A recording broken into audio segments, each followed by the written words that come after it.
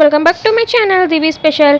இன்றைக்கி பார்த்தீங்கன்னா சேனக்கிழங்கை வச்சு சிப்ஸ் செய்யலான்ட்டு ரெடி பண்ணிகிட்ருக்கேங்க.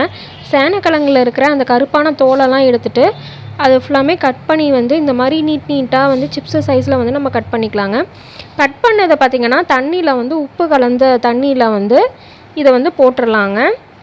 நம்ம இந்த மாதிரி எல்லா கிழங்கையும் இந்த தோலெல்லாம் சீவிட்டு அதை கட் பண்ணி சிப்ஸ் சைஸில் கட் பண்ணி நம்ம எடுத்து வச்சுக்கலாங்க. குழந்தைங்களுக்கு பார்த்திங்கன்னா வீட்லேயே நம்ம ஸ்நாக்ஸ் ரெசிபி இந்த மாதிரிலாம் செஞ்சு செய்யலாங்க. நம்ம கடையில் வாங்கி கொடுக்குறத விட நம்ம வீட்லேயே செஞ்சோம்னா கொஞ்சம் ஹெல்த்தியாகவும் இருக்கும். இதில் பார்த்திங்கன்னா நான் லேஸாக கட் பண்ணிக்கிறேன். லேஸாக கட் பண்ணும்போது தான் அது சிப்ஸ் எண்ணெய் உரியாமல் நல்லா ஃபிங்கர் சிப்ஸ் மாதிரி வரும். ஸோ அதுக்காக நான் லேஸாக கட் பண்ணிக்கிறேன். லேஸாக கட் பண்ணும்போது பார்த்திங்கன்னா நல்லா கிறிஸ்பினஸாகவும் இருக்கும். உங்களுக்கு எந்த அளவுக்கு லேஸாக வேணுமோ அந்த அளவுக்கு லேஸாக கட் பண்ணிக்கிங்க. கட் பண்ண பிறகு பார்த்திங்கன்னா உப்பும் போடலாம், இல்லாட்டி மோர் கலந்த தண்ணியிலையும் நம்ம சேர்க்கலாம். இது 2-3 தடவை இந்த கிழங்கை நல்லா கழுவி எடுத்து வச்சுக்கணுங்க. நல்லா கழுவி எடுத்து வச்ச பிறகு தான் அந்த அரிப்புத்தன்மை எல்லாம் போகும். இதில் கொஞ்சம் அரிப்புத்தன்மை இருக்கும். அந்த அரிப்புத்தன்மை நாக்கில் வச்சாவே அரிப்புத்தன்மை இருக்கும். ஸோ அதெல்லாமே போகும். இந்த மாதிரி 2-3 தடவை வாஷ் பண்ணி எடுத்துக்கோங்க. 2-3 தடவை வாஷ் பண்ணி எடுத்தும் போதே பார்த்திங்கன்னா அந்த கருப்பே இருக்கிறதெல்லாம் வந்துடும்.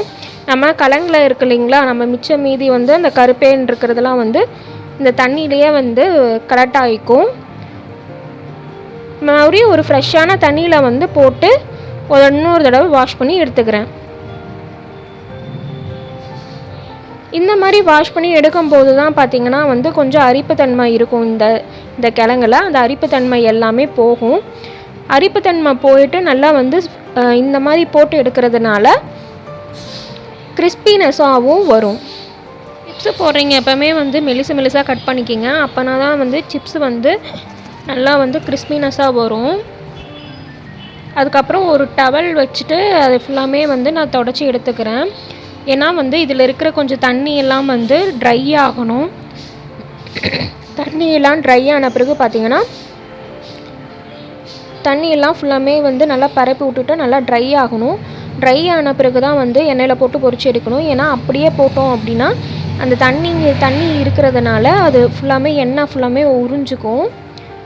ஸோ நம்ம ட்ரை ஆன பிறகு நம்ம இதை பார்க்கலாம். ட்ரை ஆகிறதுக்கு நல்லா பரப்பி விட்டுக்கலாம். பரப்பி விட்டால் தான் அந்த இருக்கிற தண்ணி எல்லாமே இதாகும். கடாயில் பார்த்திங்கன்னா எண்ணெய் சூடாகட்டும். எண்ணெய் சூடாகிற வரைக்கும் வச்சுட்டு பார்த்திங்கன்னா நம்ம உரதி வச்சுருக்கோம் இல்லைங்களா, உணர்த்தி வச்சுருக்கிற கிழங்கு எல்லாத்தையும் எடுத்து நம்ம பொரித்து எடுத்துக்கலாம்.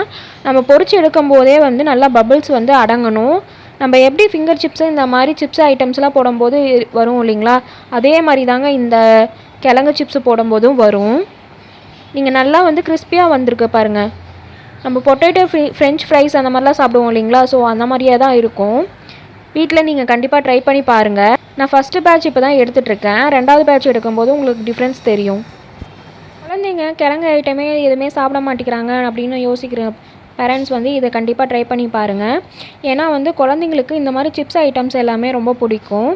ஸோ அவங்களுக்கு நம்ம வீட்லேயே இந்த மாதிரி சிப்ஸை நம்ம செஞ்சு கொடுக்கும்போது ஹெல்த்தியாகவும் இருக்கும். நம்ம கிழங்கு எந்த ஐட்டமுமே குழந்தைங்க சரியாகவே சாப்பிட மாட்டாங்க. அந்த கிழங்கு ஐட்டம் எல்லாமே நம்ம சிப்ஸ் அளவாக போட்டு குழந்தைங்களுக்கு ஒரு ஸ்நாக்ஸாக கொடுக்கலாம். இதில் நான் என்ன பண்ணுறேன் அப்படின்னு பார்த்திங்கன்னா அந்த கிழங்கு எடுத்து வச்சுருக்கோம் இல்லைங்களா, அந்த சிப்ஸை எல்லாத்தையும் போட்டுட்டு கொஞ்சமாக மிளகாத்தூள், கொஞ்சம் உப்பு போட்டுட்டு கொஞ்சம் கருவேப்பிலை எண்ணெயிலே வறுத்ததை போட்டுட்டு அதில் நல்லா குலுக்கி விட்டுக்கிறேன். இது நல்ல ஒரு ஸ்நாக்ஸ் ஐட்டங்க. இந்த சேனக்கிழங்கு சாப்பிடாத குழந்தைங்க கூட சாப்பிடுங்க. ஏன்னா இந்த மாதிரி நம்ம சிப்ஸ் ஐட்டம் செஞ்சு கொடுக்கும்போது அவங்களுக்கு சிப்ஸுன்னு தான் தெரியும், கிழங்குல செஞ்சதுன்னு தெரியாது. கண்டிப்பாக வீட்டில் ட்ரை பண்ணி பாருங்கள். என் சேனலை பிடிச்சிருந்தா சப்ஸ்கிரைப் பண்ணிக்கோங்க. பக்கத்தில் இருக்க பெல் ஐக்கானையும் கிளிக் பண்ணி ஆள் கொடுத்துக்குங்க. அப்போ தான் நான் ஃபர்தராக வீடியோ போடும்போது நோட்டிஃபிகேஷன் வரும். Thank you friends.